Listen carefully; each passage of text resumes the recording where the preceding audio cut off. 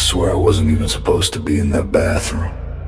The only reason I stopped was because I've been driving for almost 2 hours and my stomach started doing that thing where it's like, nah, you're not making it home, buddy. It was around 12:40 a.m., the kind of late where the road feels empty in a creepy way. Like the world is holding its breath. I pulled into this rundown gas station off the highway. One of those places with a flickering sign and a parking lot that looks like it's never been swept. There was one car parked near the pumps, engine off, no one inside, and the store itself was lit but felt dead. I walked in and the cashier barely looked up from his phone. He had that exhausted, hollow look like he'd been working nights for 10 years straight. I grabbed a bottle of water just to not seem suspicious and asked where the bathroom was. He didn't even speak, just pointed toward the back with 2 fingers slow, like he was tired of pointing people in that direction. The hallway leading to the bathrooms was narrow and weirdly dark compared to the store. And the farther I walked, the colder it got, like I was stepping into a fridge. The men's room door was half open already. And I remember thinking that was gross, like somebody didn't wash their hands and just left. I pushed it open the rest of the way and stepped inside. And the first thing that hit me was the smell. Not normal bathroom stink, but something sour and metallic beneath the cleaner. Like bleach trying to cover up something that shouldn't be there. The lights were on, but they buzzed so loud it sounded like a swarm of insects trapped in the ceiling. There were 2 stalls, 1 urinal, 1 sink, and a cracked mirror. The place looked like it hadn't been remodeled since the early 2000s. The floor was damp in patches and the air felt thick like it didn't want to move. I went straight to the far stall because the closer one had the door slightly ajar. And I don't know why, but that bothered me more than it should have. Like I didn't want to see what was in there, I locked the far stall, sat down, and immediately felt that uncomfortable sensation you get when you know you're not alone, even though you're literally in a locked stall. I told myself it was just nerves because it was late and the place was sketchy. But then I heard the door to the bathroom creak, not swing, not slam, creak slow. Like someone pushed it open carefully. I froze. I didn't even breathe right for a second. Then I heard footsteps, barely soft, shuffling steps on wet tile. They didn't sound like boots or sneakers. They sounded like socks, like somebody was walking in socks on a wet floor. The steps stopped near the sink. I stared at the gap under the stall door. I couldn't see feet, that's what made my skin crawl. Because if someone was standing at the sink, I should have seen something. The bathroom was quiet except for the buzzing lights and the faint hum of the air vent. When the faucet turned on full blast, I jumped a little because it was sudden. Water rushed into the sink like someone cranked it hard. Then I heard the sound of hands rubbing together under the stream, slow wet, like somebody washing their hands but taking their time. I sat there in total silence, staring at the crack in the stall door like an idiot, trying to figure out if I should say something. I didn't want to be rude, but I also didn't want to announce myself. Then the hand washing stopped, the faucet didn't. The water kept running. And then from somewhere close I heard a whisper. It wasn't loud. It wasn't even clear. It was like someone talking into a pillow, but I heard one word: occupied. My throat went dry. The whisper sounded like it came from right outside my stall door, like someone leaned down and spoke through the gap. I didn't answer, I just sat there. And the whisper came again, clearer this time, and it wasn't a question. Occupied. I didn't know what to do, so I forced myself to say, yeah. My voice came out weak. The moment I said it, the faucet turned off instantly, like someone shut it off midstream. The bathroom went silent except for the buzzing lights. Then I heard a slow knock. Not on my stall door, on the other stall, the closer one. One knock, pause. Another knock, pause, and a third knock. And then a voice, slow and dry, said, "Open it." My stomach dropped so hard I felt nauseous. The voice didn't sound like the whisper, it sounded older. Rougher like somebody who smokes a pack a day, and it came from the other stall like someone was inside that stall the whole time. I stared at the gap under my stall door again, and that's when I saw it. A shadow shifted under the door of the closest stall. Not feet, not shoes, just a shadow moving like something crawled closer to the crack. I swallowed hard and tried to stay calm. I told myself there were two people in the bathroom. One at the sink, one in the stall. Weird, but not impossible. Something felt wrong. The room was too cold now, and the air was heavy, pressing on my chest. And the voice from the closer stall said it again, slower, like it was talking to a kid. Open it. I didn't move, I didn't make a sound. Then I heard the stall door latch rattle, not mine, the other one, like someone was testing it. The latch clicked once, twice, and the door creaked open. I didn't see it open, but I heard it, the hinges squeal. The door swung outward, and then silence. No footsteps, no breathing, nothing. I sat there with my heart pounding, and I couldn't shake the thought that someone had stepped out of that stall and was now standing in the open bathroom. But when I looked under the door, I still didn't see feet. That's when I realized something that made my blood run cold. The damp patches on the floor weren't random. They looked like footprints, but smeared like someone had been walking around with wet feet dragging them. And the smeared wet marks were moving. Slowly, like they were getting closer to my stall. I scooted back on the toilet like that would help. I stared at the bottom gap, and the wet smear stopped right in front of my stall door. Then the whisper came again, but this time it sounded like it was right at the crack between the stall door and the frame. Let me in. My entire body locked up. I couldn't even pretend to be brave. I didn't answer. I didn't even blink. The whisper repeated a little sharper, like it was losing patience. Let me in. And the stall door shook, not violently, just a gentle, deliberate shake, like someone testing how strong it was. The lock held, the door stopped shaking, then the whisper turned into something else. Breathing. Wet breathing. Like someone had their mouth right up against the crack and was inhaling slowly. I wanted to throw up. I grabbed my phone and turned the screen on just to have light. And the second the screen lit up, the breathing stopped. That's when my phone buzzed with a notification. No signal out here. But it buzzed anyway. It wasn't a text, it was a calendar reminder, something I never said. It said, check out. I stared at it confused, and then the bathroom lights flickered once, twice. The buzzing got louder.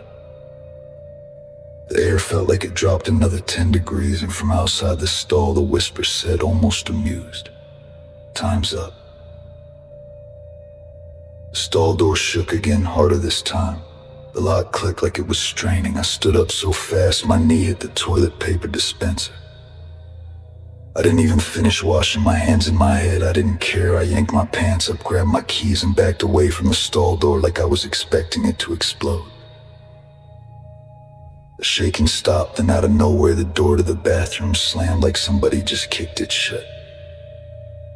The sound echoed down the hallway. My chest tightened. I was trapped in a locked stall in a bathroom with whatever that was. I pulled out my phone again and tried calling Alyssa, my ex, not the same one from the other story. Someone I used to date who still picked up sometimes. No service. I tried 911. No service. I tried recording audio because my brain was like, if I die in a gas station bathroom, at least let there be proof. The moment I hit record, the whisper outside my stall changed again. Closer. Not physically, but like it moved from the crack to right beside my ear. Don't record, I swear on everything I love. I felt warm breath on my neck through the stall wall. That's not possible. And yet I felt it. I spun around and looked at the stall wall like I could see through it, and that's when I noticed something I hadn't seen before. Scratches, deep scratches in the metal divider, like someone had been clawing at it for a long time. There were words carved into the metal too faint, like they'd been scratched with a key. I leaned closer, my hand shaking, and I read them, "Don't open the door." Under that, in smaller letters, "It doesn't leave until you let it." My eyes stung, my brain was trying to reject what I was reading. The stall door rattled again, the lock clicked. And then the voice from earlier, the rough one, came back, but now it sounded like it was right in front of my face. "Open it." I backed up until my shoulders hit the back wall. The stall felt smaller. The air felt thicker.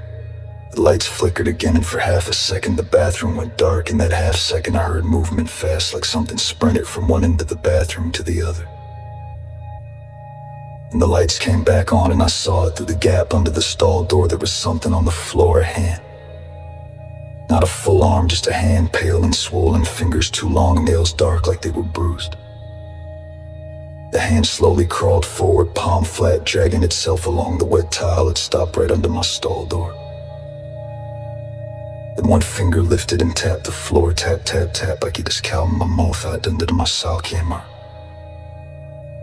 The finger stab, tap. My hand turned palm up, and I saw something in it. A key, a bathroom stall key. Like from a place that keeps the bathroom locked and gives you a key at the counter. It was sitting in the hand like an offering. The whisper came again, sweet and quiet, like it was trying to sound friendly. "Trade." I shook my head violently. No trade. The hand stayed there, unmoving like it had all night. And the bathroom mirror shattered, not slowly, not a crack. It shattered like something punched it from the other side. Glass exploded into the sink. I screamed. I couldn't help it. And the moment I screamed, the hand under the door snapped back out of sight like it got yanked. The stall door slammed inward so hard it bent slightly. The lock finally gave a little. I lunged forward and grabbed the door with both hands, holding it shut. I don't know why I thought I could overpower whatever was outside, but I did it anyway. I pressed my shoulder into the door, my hands white-knuckled on the metal. The door pushed back slow, strong, like someone was leaning into it with their whole body. I felt the metal flex. I started crying. I hate admitting that, but I did. My brain went full survival mode. I yelled, "Stop!" Like that would work. The pressure stopped instantly, like it listened. Then from right outside the door, the whisper said, "Good, now open it." I didn't respond, I didn't move, I just held the door. Then I heard a new sound. A phone ringing, not my phone, a phone ringing in the bathroom. It sounded like it was coming from the sink area. The ringing was old school, like a landline. The bathroom didn't have a phone. The ringing continued echoing, and then a voice started talking through it, muffled. Like a voicemail playing, "This is the last call for checkout." The voice was calm like a hotel clerk, then it said my name. My full name. I almost collapsed. I didn't tell anyone my name, I didn't sign anything, I didn't even give the cashier my name. The voice repeated, "Last call for checkout." Then the phone stopped ringing, silence. And then I heard the sound of the stall lock clicking by itself, like the metal latch was sliding open. My hands flew to the lock, I held it in place. It was moving under my fingers like something was pulling it from the other side. I was fighting it like it was alive. My arms started shaking, and then the lights went out completely, total darkness.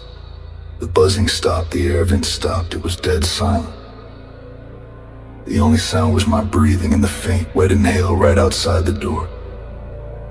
The whisper came again, right in the darkness. "I can wait."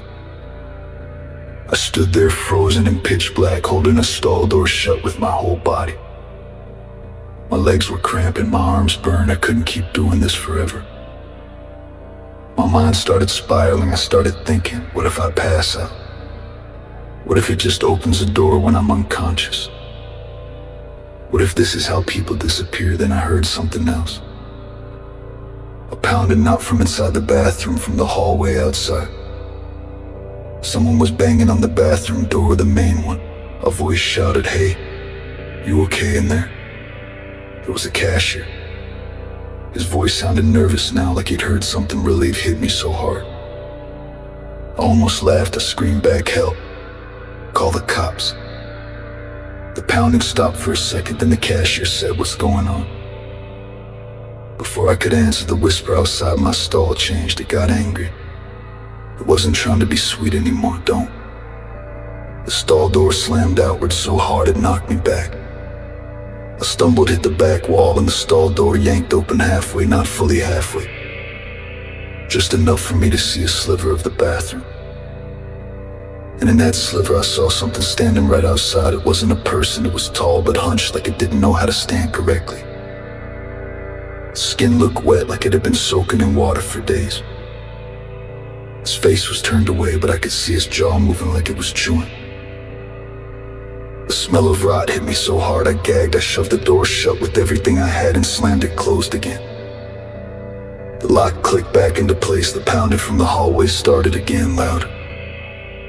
The cashier yelled, "I'm coming in." And the bathroom light snapped back on. The sudden brightness hurt my eyes. The buzzing returned. The air vent resumed. It was like the bathroom reset. I stared under the stall door. Nothing, no wet smears, no hand, no footprints. The closer stall door was shut, like it had never opened. The sink faucet was off. The mirror was not shattered. It was cracked like it had always been. My brain couldn't handle it. The bathroom door opened and the cashier stepped in. He looked pale. He looked at the stall and said, "You good?" I didn't even answer properly. I just shoved the stall door open and stumbled out. My hands were shaking so hard I couldn't even hold my phone.